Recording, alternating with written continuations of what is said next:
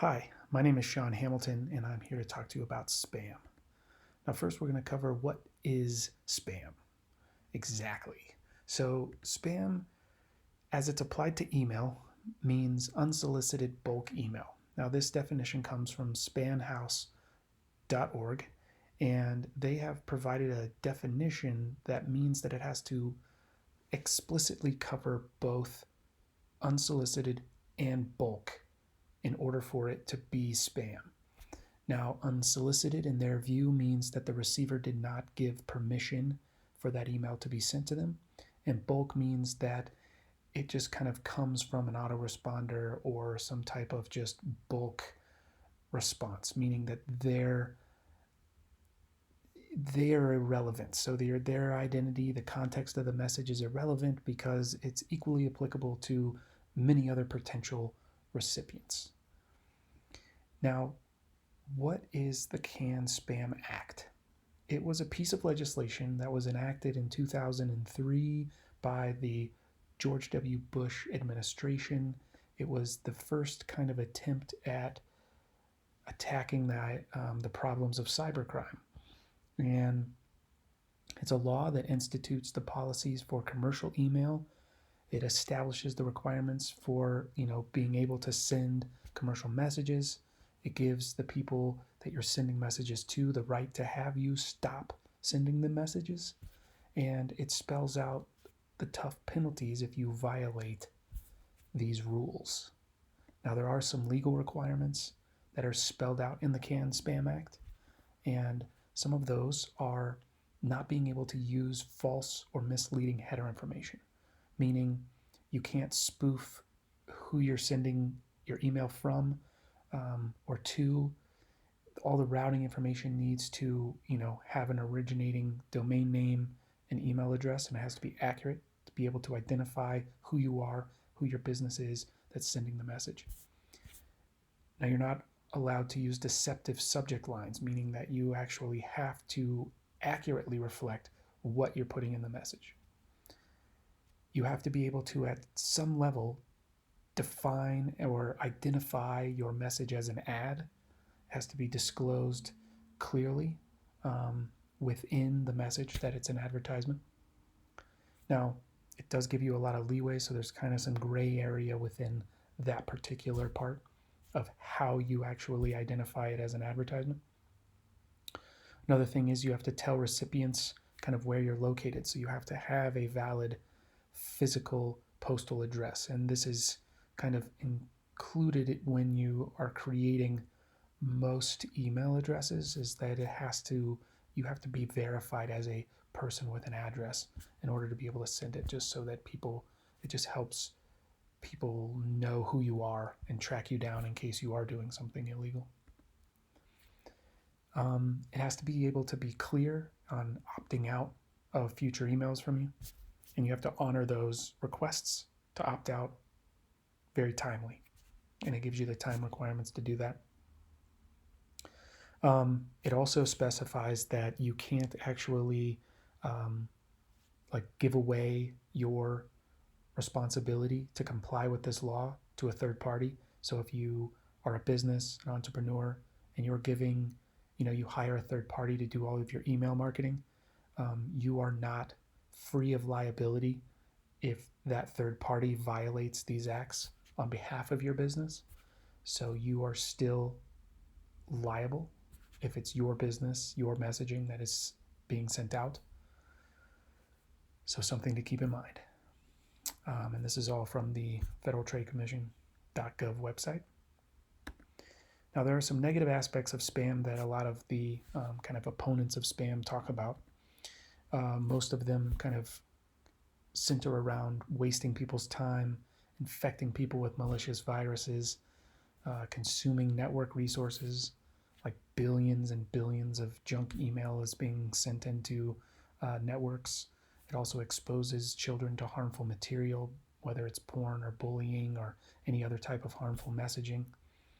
And it also leaves people vulnerable to identity theft. And that's like one of the, big, I think, public outcries for the government to really crack down on this, was in just the rise of how many phishing scams and all of the like email scams that are out there. Now, there is a couple of cases regarding spam that kind of got a lot of attention right off the bat when CAN-SPAM Act was passed.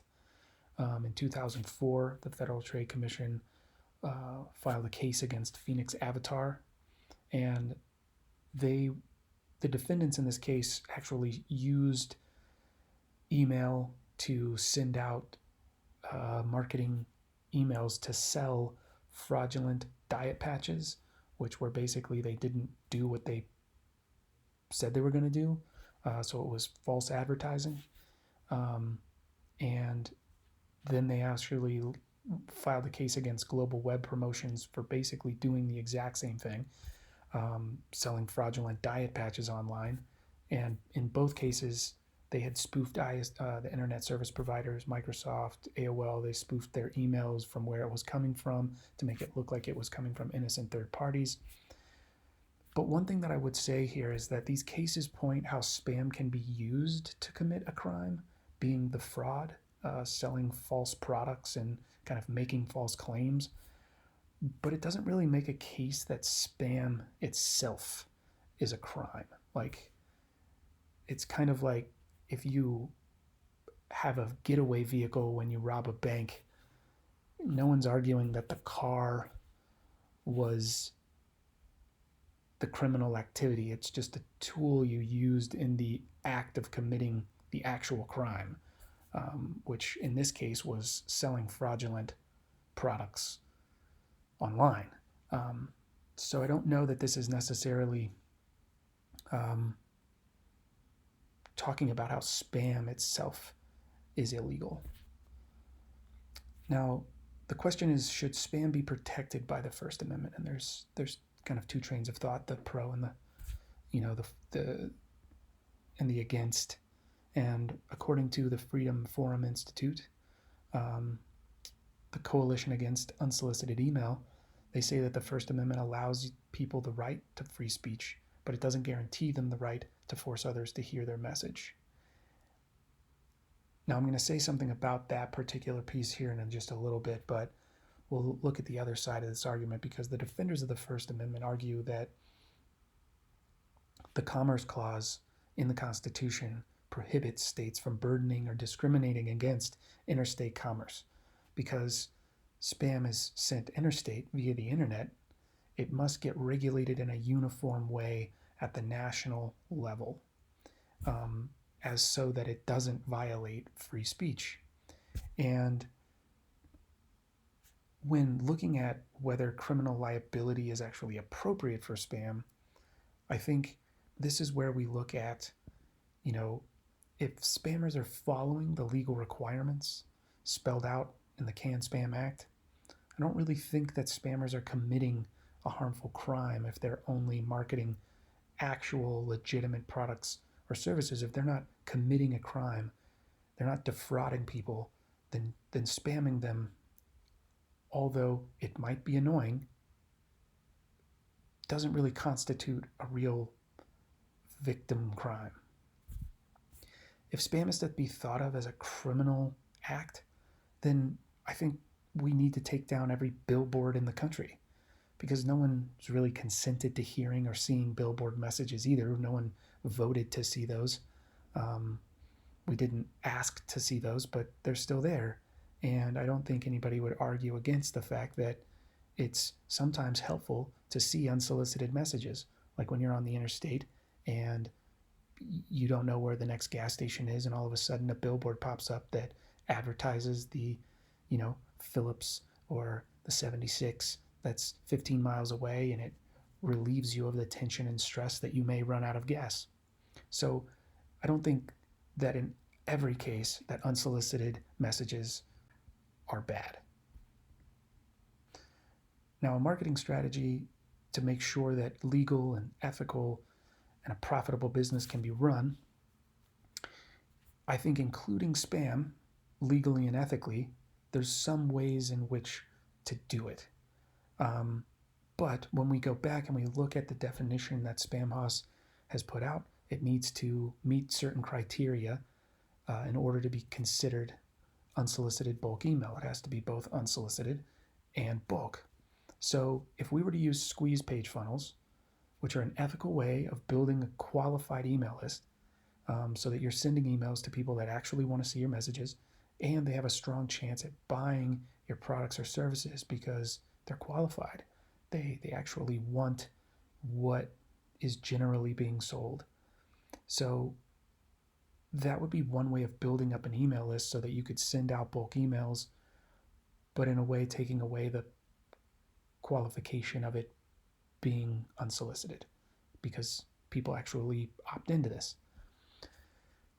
I think that spending money in bulk blasting emails to unqualified leads for most businesses is going to be a complete waste of time, energy, and resource, especially small businesses or entrepreneurs. I don't really think that spending your time trying to cold prospect a whole bunch of people that you have no idea if they're even interested in what you're selling, when you have to also fight against the unsolicited bulk email. Because if you get put on the block list from Spamhaus, that's not going to be good for your business, as well as you're in violation of your internet service provider's agreement terms and conditions. So they can remove your internet account and kind of block you from your internet service. So it might not be the best thing to do.